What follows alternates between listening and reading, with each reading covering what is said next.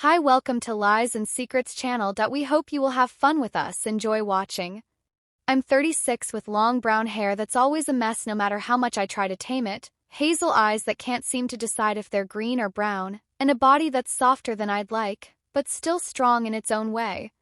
I've got a sturdy frame, broad shoulders, white H****** S and L***** S built from years of walking miles on uneven terrain. My hands are callous from work, the kind you don't do sitting at a desk, and my face. Well, let's just say the wrinkles are starting to settle in, especially around my eyes.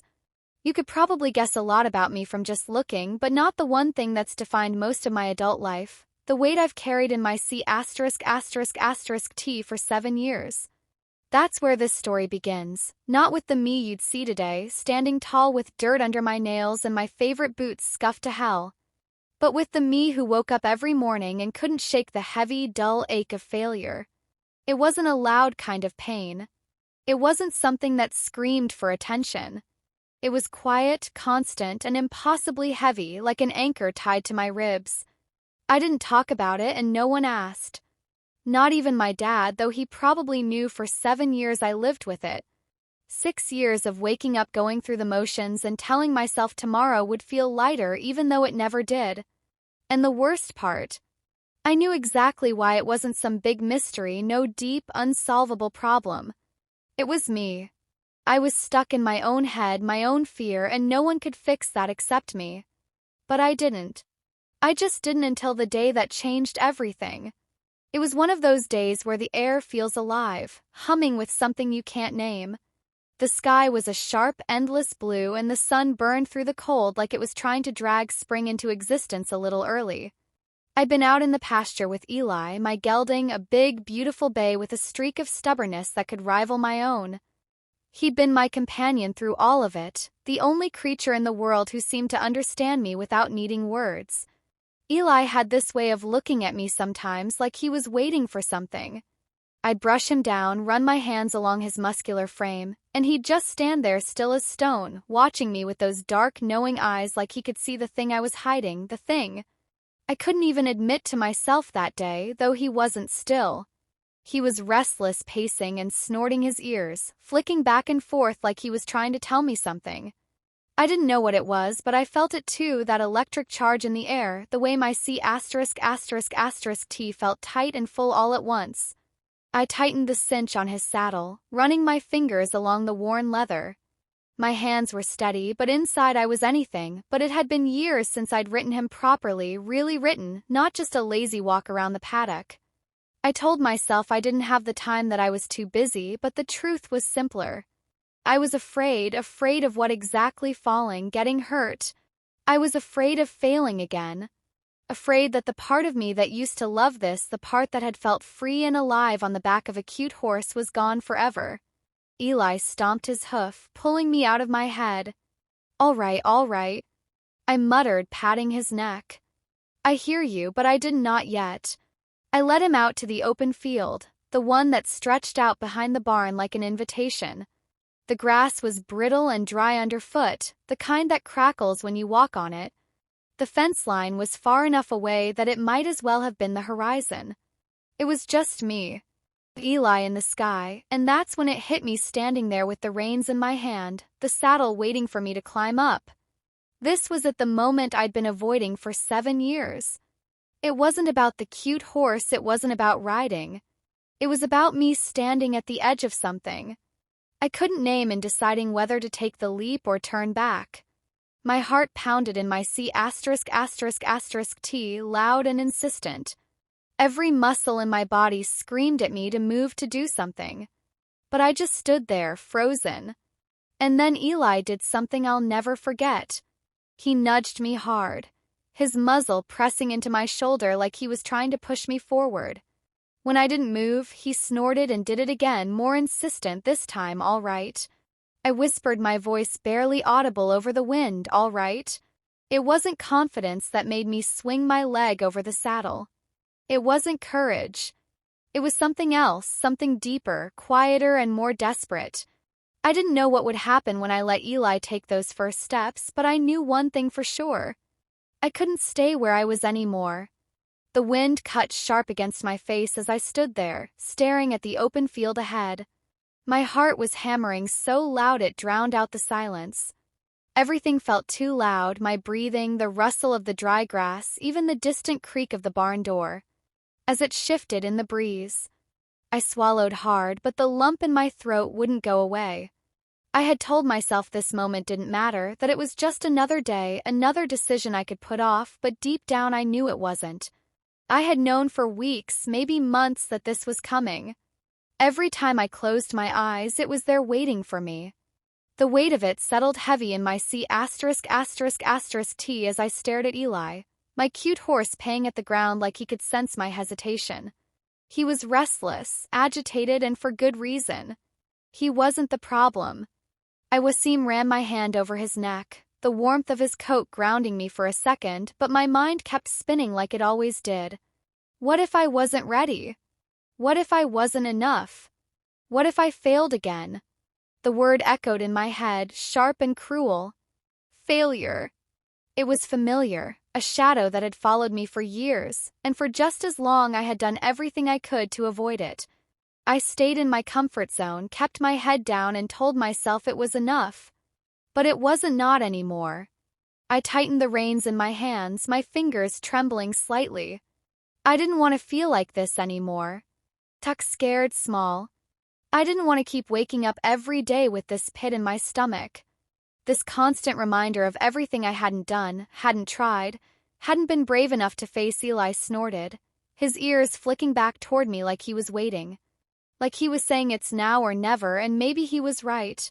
I took a deep breath, closing my eyes for a moment. The air was cold and sharp, filling my lungs like it could somehow clear away the fog in my head. But when I opened my eyes, the fear was still there, coiled tight and unrelenting. I didn't want to do this, but I didn't want to keep avoiding it either. The saddle creaked as I pulled myself up the motion. Almost mechanical. My body remembered what to do, even if my mind was screaming at me to stop. I felt the familiar pull of gravity, the way Eli shifted beneath me to balance my weight. For a moment I just sat there, frozen. The field stretched out before us, wide and empty, with no one watching, no one waiting. It was just me and him and the choices I had been too afraid to make for far too long. The reins were slick in my hands and my palms were sweating. Despite the cold, I couldn't stop my mind from racing every worst-case scenario, flashing through my head like a cruel slideshow. What if I fell? What if I got hurt? What if I wasn't strong enough to see this through? But then a different thought pushed its way in, quieter but stronger. Somehow, what if I didn't try? The question hit me like a punch to the gut. Bez. I knew the answer. I'd keep waking up every day with the same feeling, the same weight, the same hollow ache that nothing seemed to fill, and suddenly that felt worse than any failure ever could.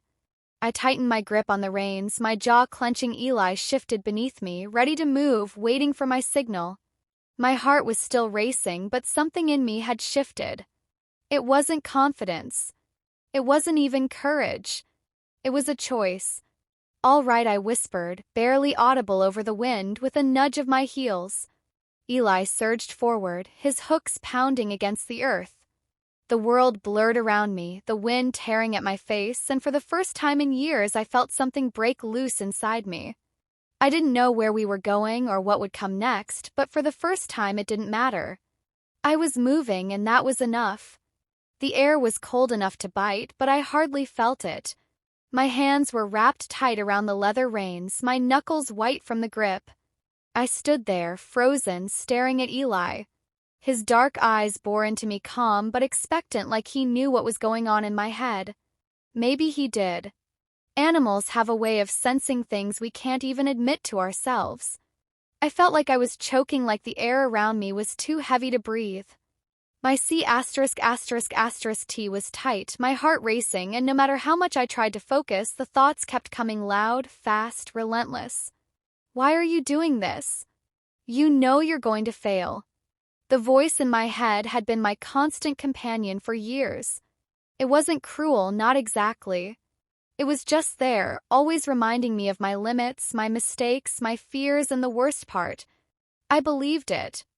I shifted my weight, the frozen ground crunching under my boots.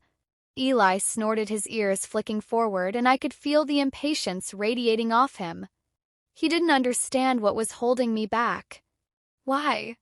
I couldn't just get on and go, but how could he? He wasn't carrying the same invisible weight I was. I reached out and placed a hand on his neck, feeling the warmth of his coat under my fingers. Grounded me for a moment, but only for a moment. My mind was already racing again, pulling me back into the spiral. I couldn't seem to escape. It wasn't about the ride. Not really. It wasn't even about the cute horse. It was about me standing here, facing the one thing I had spent years avoiding. It wasn't fear of the fall or the risk of injury. It was something deeper. The fear of trying and failing, of putting myself out there and finding out that I wasn't enough for 7 years. I had avoided this moment. I had stayed in my safe little corner of the world, convincing myself that it was enough, that I didn't need more. But I wasn't fooling anyone, not really. Every day I felt it, that nagging voice in the back of my head, asking me when I was going to wake up and do something. Problem was, I didn't know how. Eli shifted, pulling at the reins, and I snapped back to the present. He was ready to move, ready to run. But I was still standing there, paralyzed, my throat tightened, and I blinked back the sting of tears. I can't do this, I whispered, barely audible even to myself. But even as I said it, I knew it wasn't true. It wasn't that I couldn't. It was that I was afraid to, and then something shifted. It wasn't dramatic. There was no lightning bolt of realization, no sudden surge of confidence. It was quieter than that, softer. I realized I was tired. Tired of being afraid, of holding myself back, of waking up every day, feeling like I was waiting for something that was never going to come. My hand tightened on the reins, and I took a shaky breath. All right. I muttered, my voice trembling but steadying with each word. All right. I pulled myself up into the saddle, the motion awkward and clumsy. After so many years, Eli didn't seem to care. He stood steady beneath me, his ears flicking back to listen. I settled into the seat, my L*** tense against his sides, my hands gripping the reins like a lifeline. For a moment I just sat there, staring at the open field ahead. The wind whipped at my face, cold and sharp, but I barely felt it. My heart was still pounding, but now it felt different, not fear, not exactly. Something closer to anticipation. I nudged Eli with my heels, and he responded immediately, surging forward with a strength that took my breath away. The world blurred around us, the ground rushing beneath his hooks, and for the first time in years I felt something shift inside me. It wasn't just the rush of the ride, the wind tearing past me, or the powerful rhythm of Eli's stride. It was the realization that I was moving, that I had chosen to move, to take the first step. Even when I wasn't sure I could, the fear was still there, lingering at the edges of my mind, but it didn't control me anymore. Not in this moment. I didn't know what was waiting for me at the end of this ride, and for once I didn't care. I was done standing still. The wind was louder up here than I thought it would be. It whistled past my ears, pushing and pulling at me like it was trying to decide if it wanted me to stay or go. I gripped the edge of the rocky ledge beneath my feet, my hands cold and shaking. The world stretched out below me so far down. It didn't feel real. My heart was pounding so hard it hurt. I'd been here for what felt like hours, but I knew it hadn't been that long. The sun was still hanging in the same spot, casting long shadows across the cliff. My L***s were starting to ache from standing so still, but I couldn't move, not yet. It was funny in a way.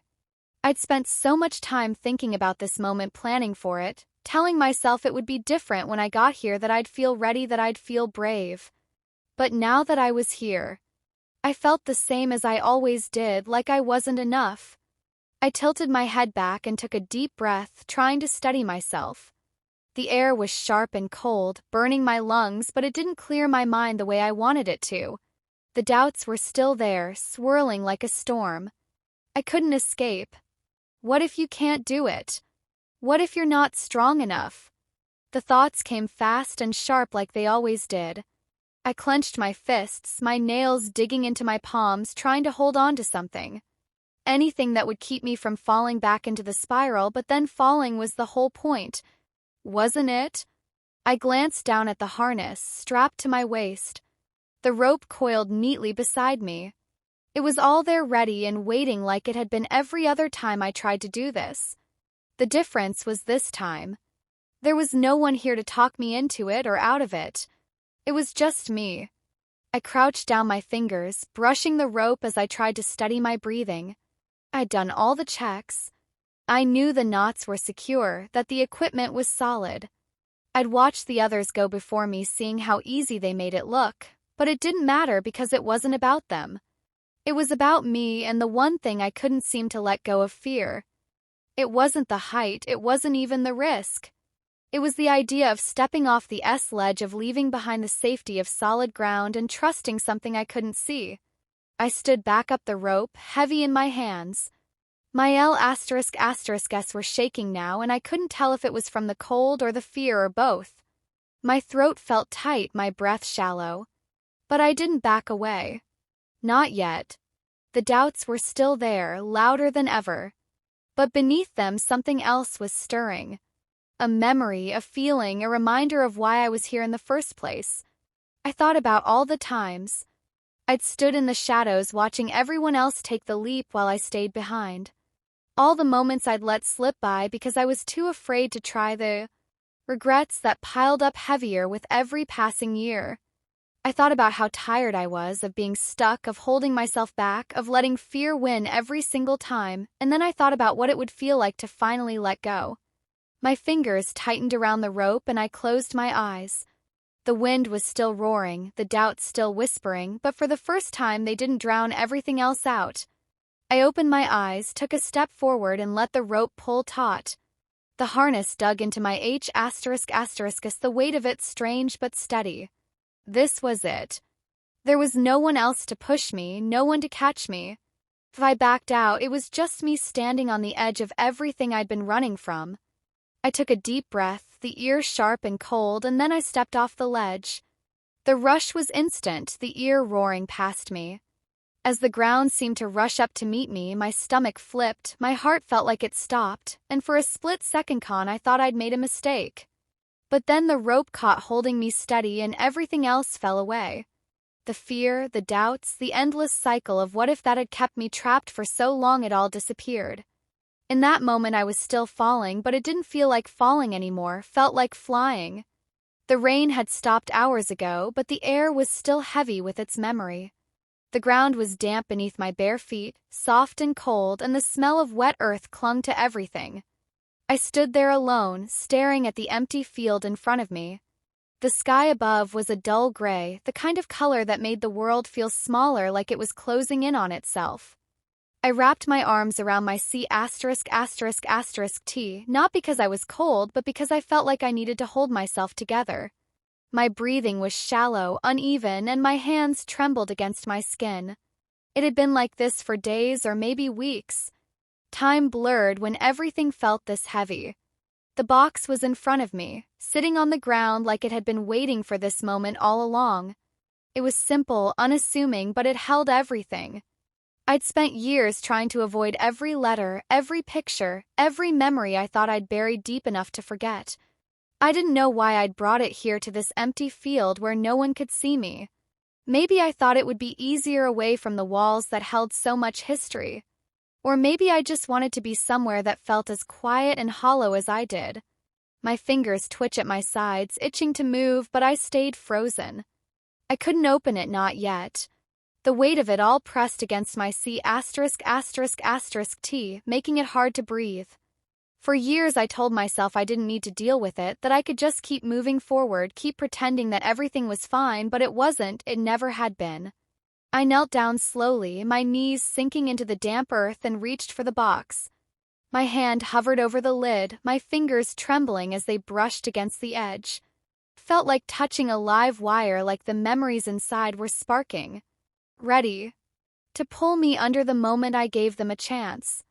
I closed my eyes and took a deep breath, the ear heavy and damp in my lungs. Just do it. I whispered to myself, the words shaky and small, just Do it. But I didn't move. My mind raced with everything. I didn't want to remember the way his voice used to sound when he laughed, the smell of coffee in the mornings, the way the light would catch on the edges of his smile, making it seem brighter than it had any right to be. And then the end, the silence, the emptiness that had followed him, leaving like the world had lost its color. I clenched my fists, my nails digging into my palms, and forced my eyes open. The box sat there, still impatient, like it knew I couldn't avoid it forever. I hate you, I muttered under my breath, but I didn't know if I was talking to the box or to myself. I reached out again, this time letting my fingers curl around the lid. The wood was rough and cool under my touch, and for a moment I thought I might pull back again, but I didn't. The lid creaked as I opened it, the sound sharp and startling in the quiet. Inside, everything was exactly as I'd left it. The letters were still folded neatly, the pictures still tucked into the corners, the little trinkets still resting at the bottom. My. See ***** T tightened, and I felt the sting of tears before they started to fall. I hated this. I hated how something so small could hold so much. I picked up the first letter, my hand shaking as I unfolded it. His handwriting stared back at me, familiar and haunting, and I felt like the ground was tilting beneath me. The words blurred as my tears spilled over, but I didn't stop reading. I let myself feel it, all of it, the pain, the loss, the love that still lingered even though I didn't want it to. I let it wash over me, raw and unfiltered, until I couldn't cry anymore. When I finally set the letter down, my hands were steady. My. See ***** T still ached, but it felt lighter. Somehow like I'd let go of something I didn't even realize I'd been carrying. I looked at the field around me, the gray sky above, and took a deep breath. The air felt different, now cleaner, sharper. I didn't know what came next, but for the first time in years I felt like I was ready to find out. I closed the box, my hands lingering on the lid for a moment before I stood up. The ground felt solid beneath me, and the weight I'd been carrying for so long didn't feel quite so heavy anymore. I turned and walked away, leaving the field behind me. I didn't know where I was going, but I knew one thing for sure. I was finally moving. My story ends here. If you feel that this story is meaningful and brings useful lessons, please like and subscribe to the channel to support me. Thanks for